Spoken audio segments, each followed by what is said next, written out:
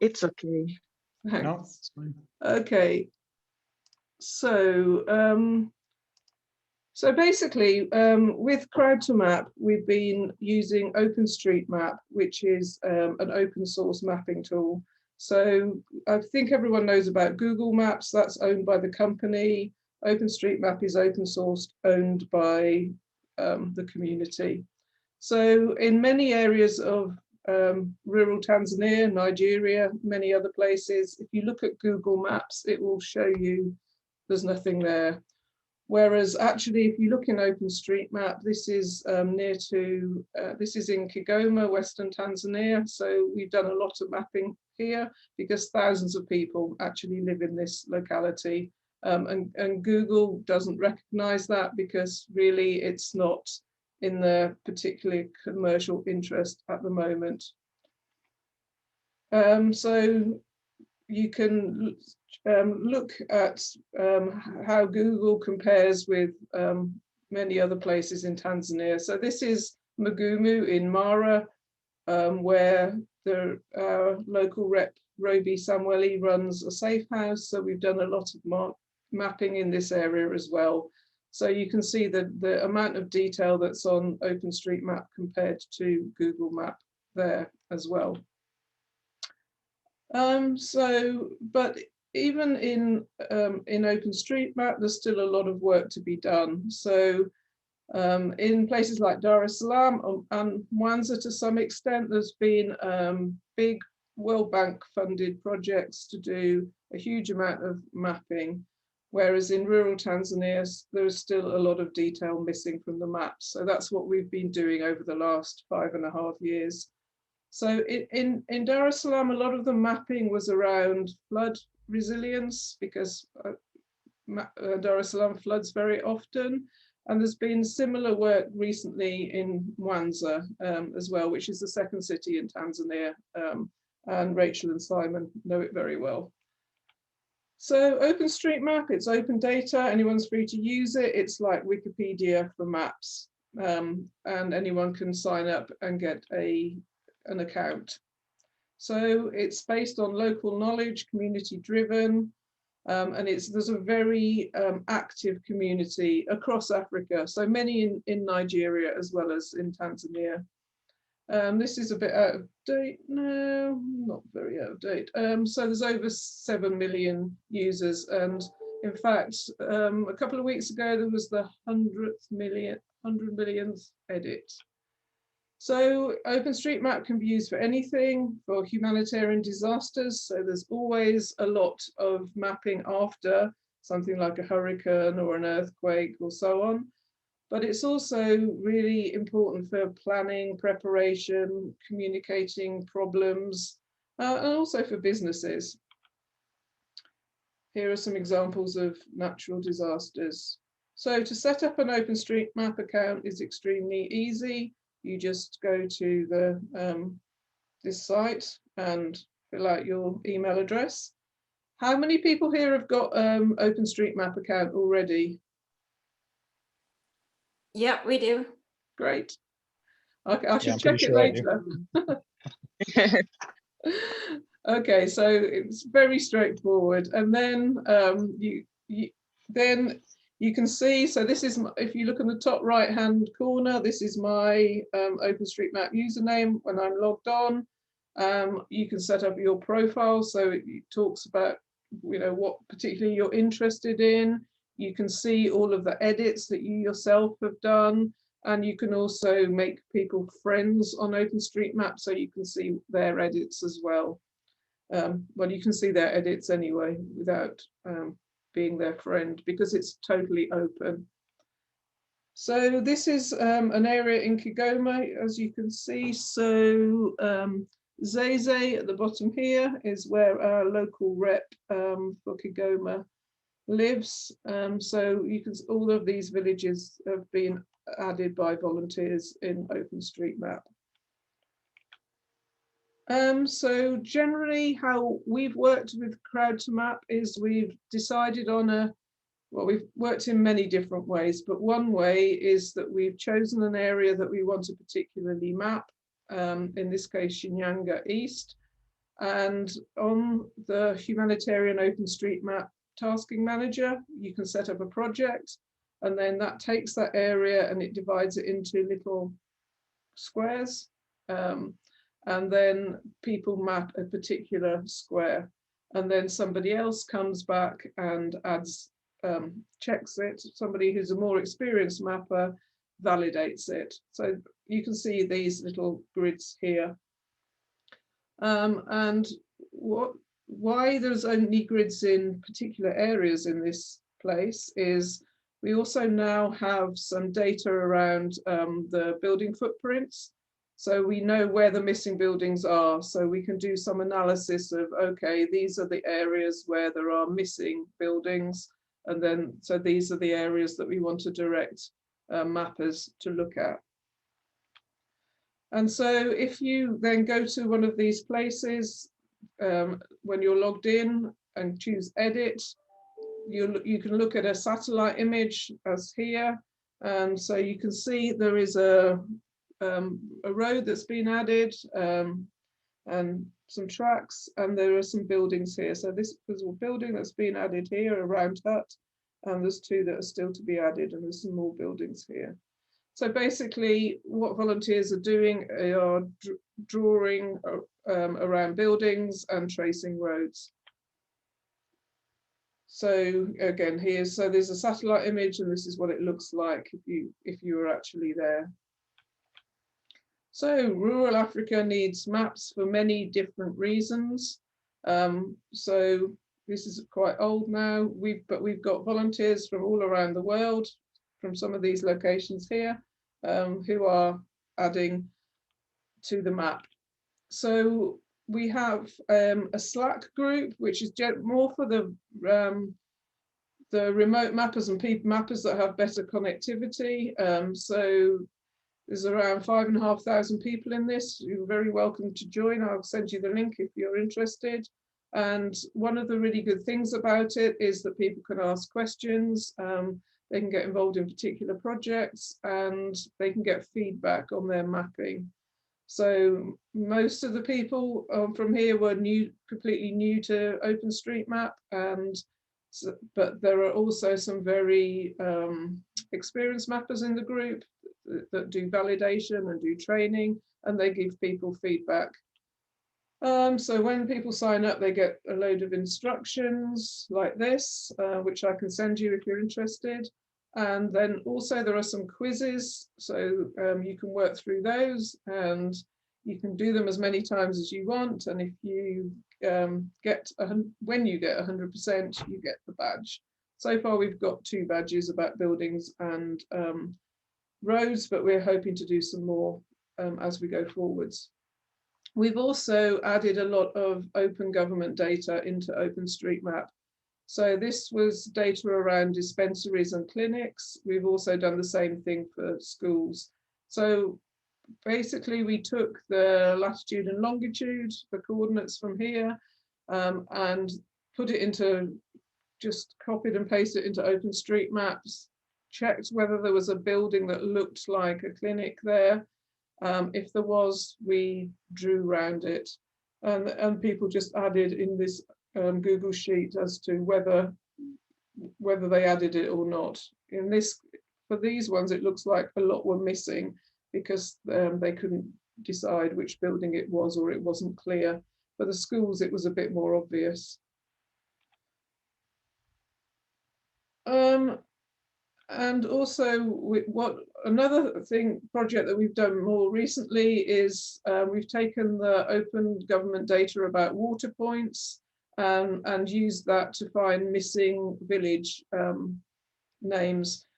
So, for example, if there are a number of water points in a particular area, and they're called something like Nyanga Sensei, then we can work out from there that there is a village with that same name.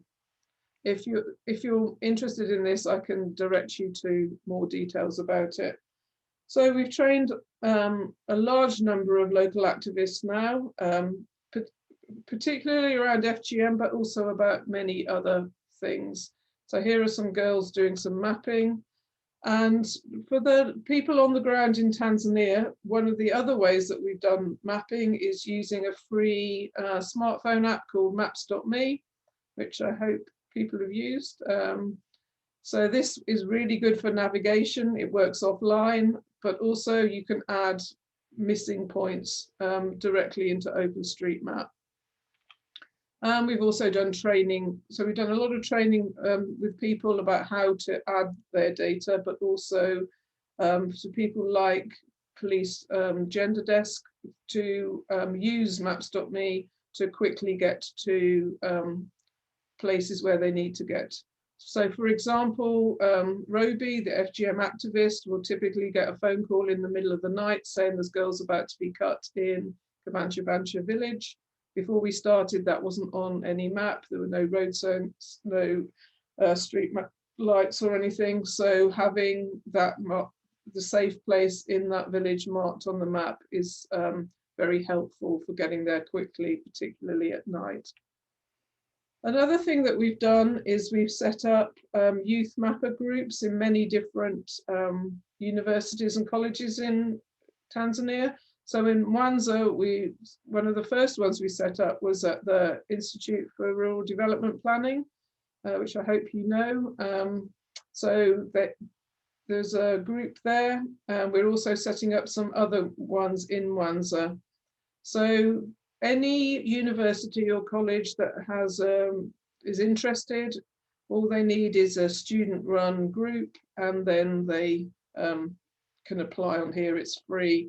I think there's around 250 universities and colleges around the world now. So, and there are lots of opportunities for internships, training, etc. So it's a really useful thing. We also set one up in a very small college in Mugumu, Setco. So here is some training here. And as I said, there's many different groups all over the place. Another thing we did in Serengeti is we set up digital champions. So these were women who'd never used a smartphone before. We trained them to use maps.me and also ODK. So you can see some of them here. They marked the safe places or the general places within their villages, but they also reported gender-based violence using ODK. And we created maps of those villages and so on. So here is a printed map of the village, and people are working out what is still missing so that it can be improved. So one of the other things that Tanzania Development Trust is we fund girls' hostels. So in this place, Ikondo School in Kagera, they did a mapping project there. So they worked out, they had a smartphone that they sent home with students to mark where the locations of all the villages where students came from. And then we created a simple map in QGIS. This is Ukurere, which I think you know, Simon and Rachel. So this is this is the distance to water health center, how far the water is from health facilities. And this is a map of Zeze, so showing all of the facilities and buildings. And if you, on this site, I'll send you these slides if you're interested. There are lots of different examples of the types of maps that you can get from OpenStreetMap and how you can print them. So here is Mugumu town. We've also started doing some online maps using UMap. So for example, you can have a web map based on where all the water points are or where all the clinics are. Okay, and that's me. So that was around OpenStreetMap. Are there any questions or comments? Can I jump in with the first? Yeah, please do. Yep, I think yeah, that's a great summary of what I've picked up and what you've been doing through the development trust and with the local guys here at the rural, what are they called? Institute IRDP. of IRDP, yeah. Yeah. A couple of observations that I don't know whether you'll come onto it or whether No, it's go just for it. while I'm thinking about it. The maps.me is the good partner for the OpenStreetMap, right? Because there's an OpenStreetMap app, which is a really good app, but actually you can't do any of the editing, and I think it syncs with a different version of the database. Sorry, are you talking about Osmand? Yes, that's right.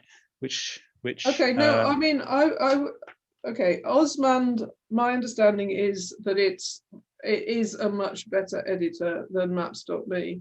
The reason we haven't really used it all that much is that there is a steeper learning curve, but for people who know what they're doing, I think you're better off using Osmand. Yeah, I think one thing I did, because I've been using the Osmand, but then if you update anything in maps.me, or even is it the ODK thing, it still takes a couple of days to get updated on the Osmand, because you have to they communicate with the OpenStreetMap database, but then they only do that periodically. So that was just one observation. Yeah, that is definitely true. There is a delay in using any of them, and I don't know the difference in the delay between Osmand and maps.me. I think it probably varies, to be honest. Because the other thing was I saw the guys using a paper-based map. Is that the, what's it called? Field papers? Yeah. Yeah. That's really good as well. And I don't know. I'd love to do more of that with our projects. Okay. For guys who haven't seen that, yeah. My understanding, you print it out and print it out from OpenStreetMap with whatever level of detail you want, and then you literally walk around the village with that, and you mark it up, and then you edit it in maps.me. Not in map. Well, okay. So yes, field papers is really useful, and we have done it. I think. I mean, we did it quite a lot in Wanza a while ago, and I mean, because you can have a QR code on, and then it can. You're supposed to be able to upload it directly into JOSM. I don't know if you've done that. No, not personally. I've never actually done it. Well, I think if you're interested in pursuing this, I think we could definitely we'd be interested in doing that. So perhaps we can talk about that and set up a pilot, because how we were doing it, and we had some issues with this, is we were getting people on the ground to use field papers and basically draw on it, and then the idea was that they would send it to an advanced mapper to input into OpenStreetMap using JOSM, and that was the sticking point, is because people were taking pictures of them with their phones, and the resolution was really poor, and that's where it stopped. So we stopped doing it. But with some, with some expertise to actually be able to add it to OpenStreetMap, I think it would work really well, and I'd be very interested in pursuing that. Yeah, I mean, I can think of a few applications here. We've been doing some work with water points around health clinics, especially during COVID. Yeah. Trying to get water up to the clinics, and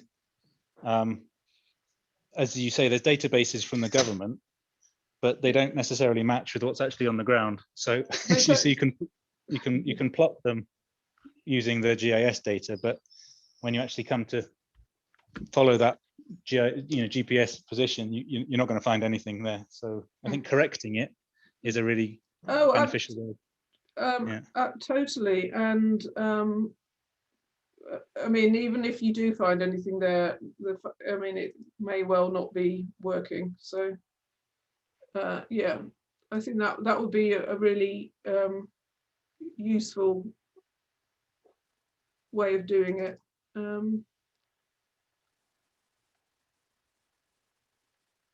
We actually did some water point mapping in Serengeti. I'm just looking for it.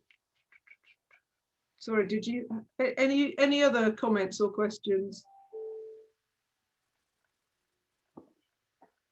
Yeah, while you're looking, I was just wondering, what do you find are the biggest sticking points? Like, where do you find the challenges? Like, if you've got a lot of people doing it remotely, and then trying to get people to do it locally, how much of a challenge is that, and where is that a challenge?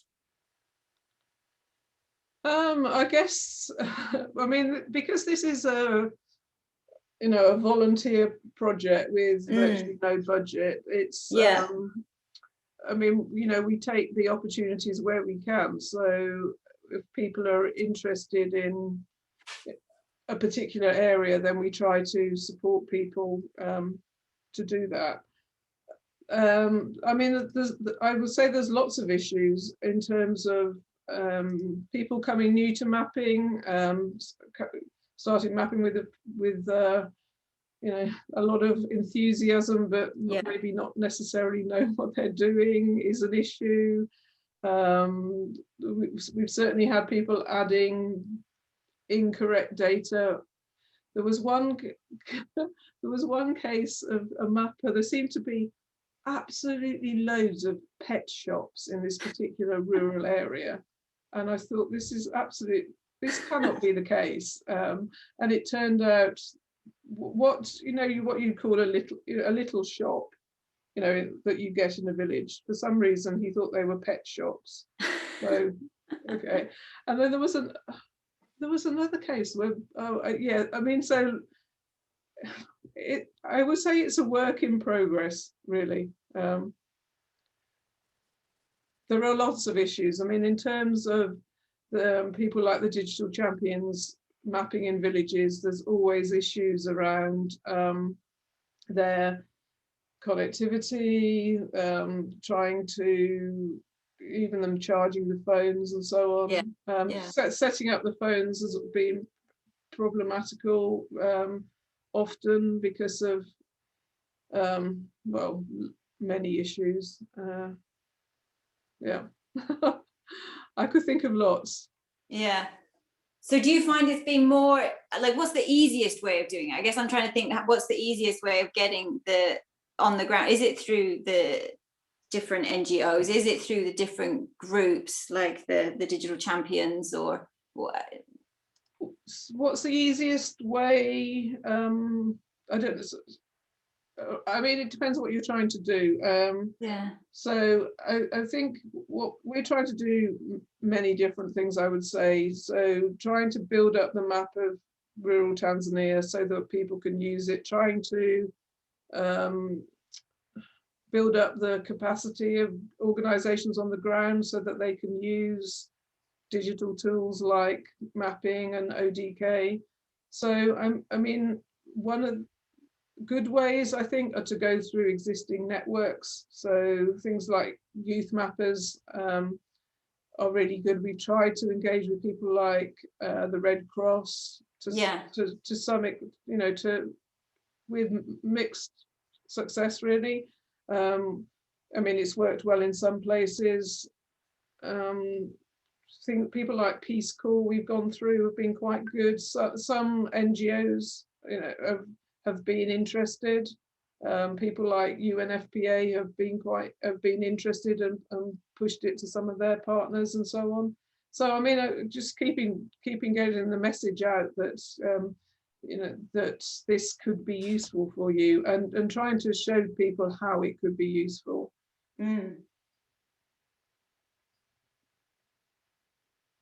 Yeah, no, that's good.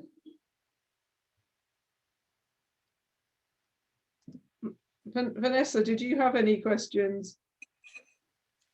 Yeah, so you mentioned groups Yep. groups that you set up and trainings and all that. I'm interested. How do I join the group?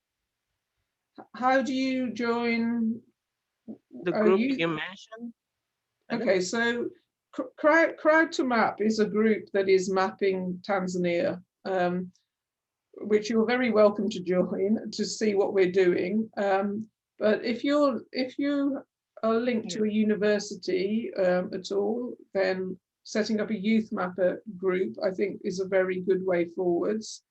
Whereabouts in Nigeria are you? Abuja, Federal Capital Territory. Okay. Are you linked to a university? No, please. Okay. I mean, I know I can put you in touch with some mappers in Nigeria. The ones that I know, I think, are mostly linked to universities, maybe in Port Harcourt and Lagos. But there's a big OpenStreetMap community in Nigeria, so I can put you in touch with them if you want. Yeah, that'll be fine. I'll be. And then you're very welcome to join Crowd to Map. Obviously, our focus is on Tanzania, but the the methodology you could do anywhere. Okay. No, I'm interested. I'll be happy to join the two groups you've mentioned, Corrector Map and the OpenStreetMap group in Nigeria here. It's okay. Great. Okay. Yeah. Thank you. You're welcome. So, do I need to send my details, or I don't know? Oh, I have your email because you signed up, didn't you? Great. Yeah. Yes, I did. All right, that's fine. Thank you. You're welcome.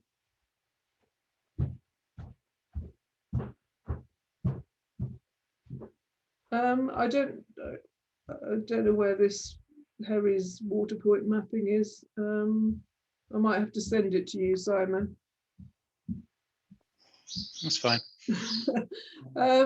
Shall we talk briefly about Kobo and Open Data Kit? Sure. Okay. Yep. So you've done quite a bit on this, though, Simon, I think.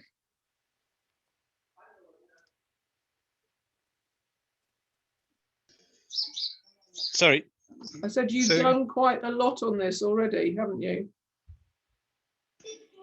I wouldn't say a lot. I would say I've used the PC based software to modify and do mapping. Yeah, as the Crowd to Map. Okay.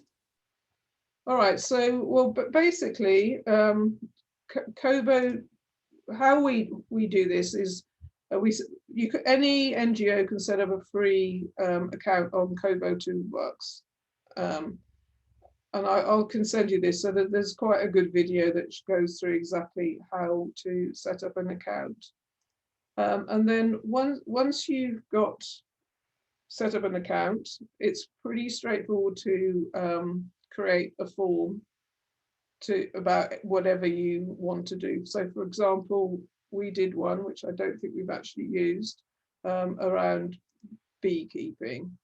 So you can set up different types of questions. So, for example, a text question, a number question, a question that's a drop-down list, blah, blah, blah. And then you can also add types of questions that are around photographs, videos, and GPS points. So another one that we did, I think we did do one here around water points. I don't know. Right. So once you've actually got, once you've set up a form, then what you do is you deploy it onto your phone, and then people can fill it in, and they can be offline. So then I can see that what is really powerful about this. This was set up. People were doing this within Tanzania, but I can see all of the data as soon as they've uploaded it. So, for example, this was a question about how many girls attend primary school and secondary school, and they fill this in Swahili, but you can have it in multiple languages. And also, because in this one there were they took photographs of for example, in this one they took photographs of pharmacies and also water points, and were GPS points of those. So if I look at a map, I think you can see there's some test data here which I haven't deleted. So this is showing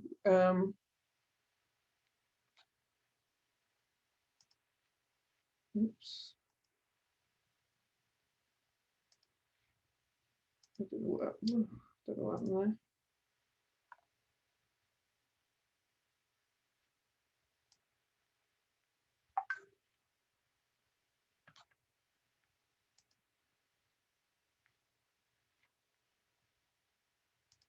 Right, I don't know why that did that, but anyway, so from that I can either look at the data directly on Kobo, or I can download it into as a CSV file and put it into Excel or so on, or I can put that GPS data into OpenStreetMap. So ODK and Kobo is a really good way of collecting data. And as you can see here, some of these forms were created by me, but many of them were created by other people. So this one is something that we're starting to do in Serengeti, about asking people about what are the most important issues in their village. This isn't finished yet. So which hamlet are people from, etc. And this, as I said, will be done in Swahili, but I can still see the data of the forms in English.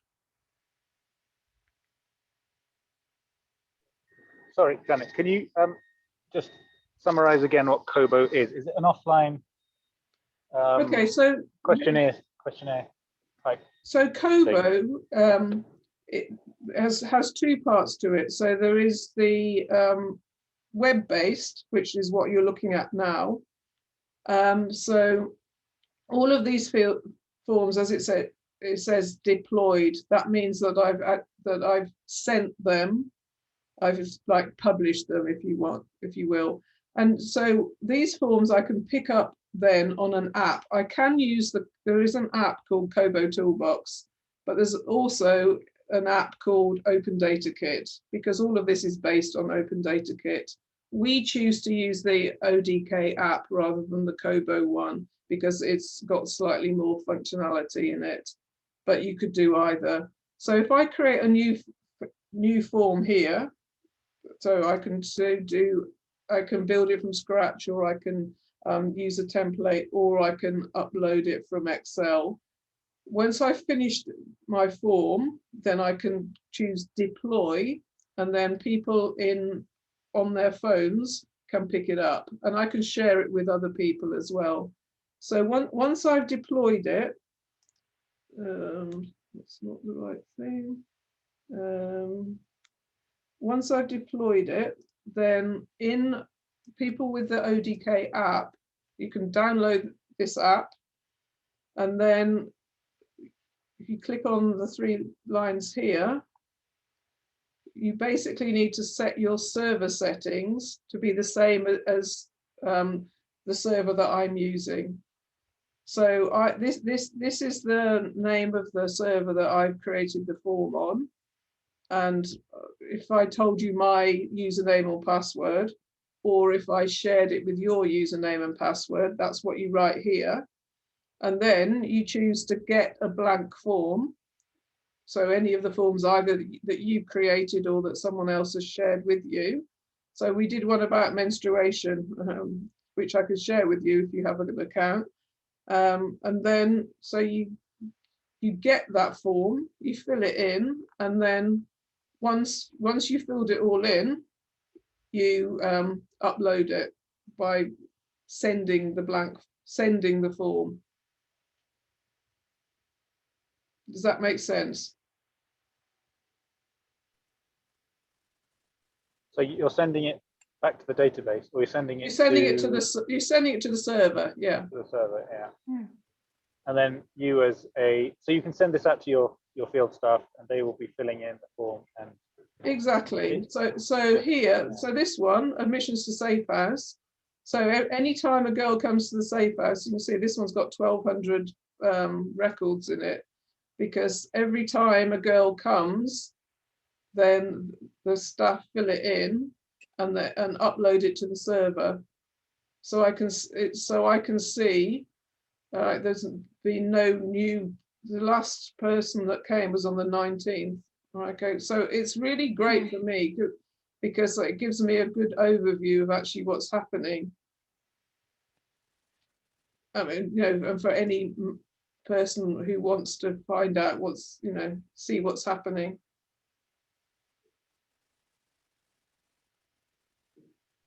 And what kind of hardware does the field staff or whoever's filling this in need? Can they just do it on a really cheap Android phone? We've been using Vodacom Bombers. Right. Does it work on Apple as well? iPhones? Do you know? I would think it does, but we don't. We don't have any of them. I know, but I'm just thinking, I would think so. Or international, yeah.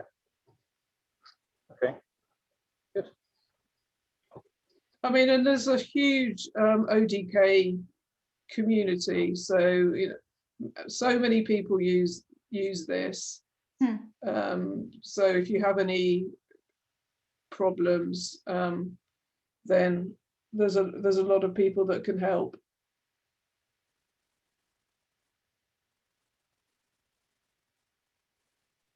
But if you're interested, then maybe we can do a joint one or something. I'm more than happy to share any of our forms. Okay, hi Jane. I have a question. Yeah. So on the Kobo Toolbox account, is it possible to create an XLS form from scratch, or you have to download from a pre-existing XLS form on the account? Because I got a question sometime last week, and I told them the later that you have to download. How I use the Kobo Toolbox account. If I want to create a form using the XLS form, I usually download from a pre-existing one on the account, and then tweak it whichever way I want to and upload it back on the Kobo Toolbox account. So is it possible to create an XLS form from scratch without downloading from the account? Yeah. Okay. I mean, to be honest, I've only done fairly simple forms, and I've almost always done them this way by just creating them. But if you wanted a more complicated form, for example, if you wanted, nested questions and so on, so like, if you're asking people, I don't know, is there a health center, and you want them to go one way if the answer is yes and another way if the answer is no, then it's much better to do it in as an XLS and upload it. So you can make much better surveys that way. Yeah. Okay. All right, thank you. Welcome. So what have you used this for so far, Simon and Rachel? I've not used this at all yet, so this is all new to me. Okay. Well, Yeah. one thing I would Same with say, me. sorry, if you haven't got very far, then if you make sure that, because you can create Kobo accounts in different places on different servers, but if you use this one, the Kobo Humanitarian Response, that means that I can share any of my forms with you. Because if you end up on a completely different server, then you can't share. Right, yeah. So if you use this, and I'll send you this link. Yes, please, yeah. And then if you tell me your account, then I can, for example, the menstruation one. This was a while ago, and we haven't done much since. But I can share this form, and you might be interested. Maybe we can amend it, use it going forwards if you want. Also, I don't know if you, do you know that there's a poverty scorecard? I don't know if you've used that at all. This comes, have you heard of this? I haven't. Have you, Simon? I don't know. Okay, so Scorecard? Did you say poverty scorecard? yeah. No, I have not heard of that. Okay, so all right. Well, basically, I'll send you some information about it. It's a way that you can give a score about poverty. So, for example, if you wanted to do a baseline study of, say, a particular village, and then monitor its progress over time, this is a way of that you score poverty. It's based on things like the type of building and etc. I can send it you if you're interested.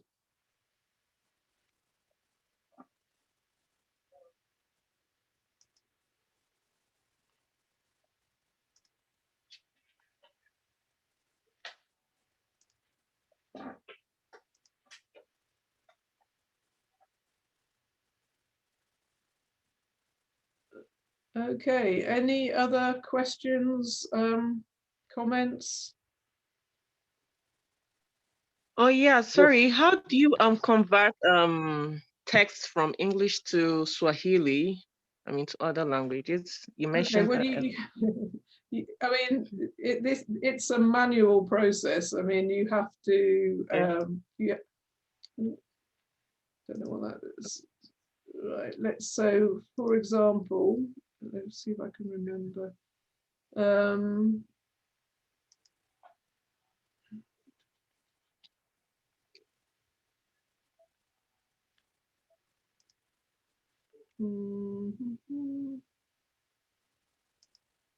Okay, so it's under here. You have to go manage translations. So this is set as English as default, and with Swahili. So if I wanted to add another language, I can do it here. But basically, so it will take all of the text, and you will have to type in what the translation is. It doesn't do it automatically. Oh, okay. If that makes sense. So for example, it's like this. So this is what we wrote as the English, and then this is what the Swahili translation is. Okay, so you had to type in this manually, the Swahili section. Yeah. Okay, right. But then it means, and then on your phone, you can change the language that people are filling it in. To Swahili. Yeah. Okay. Right. Yeah, that's fine. Thank you.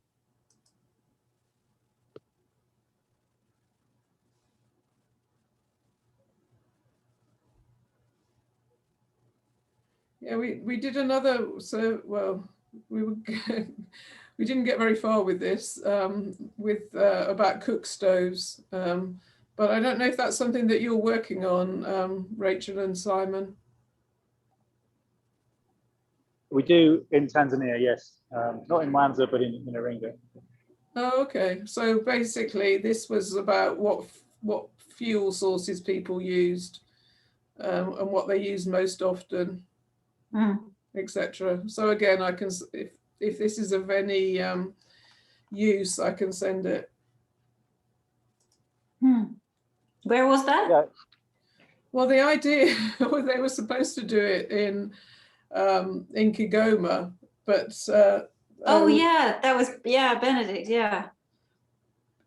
but they've had quite a lot of issues with the getting the right clay and so on, so they haven't got very far with it yet. And also that the beekeeping survey might be of interest to you. Yeah, that's really useful.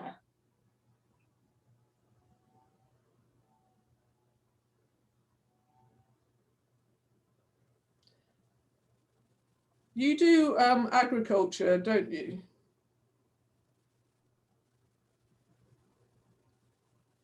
Do you do anything with people growing cassava and maize?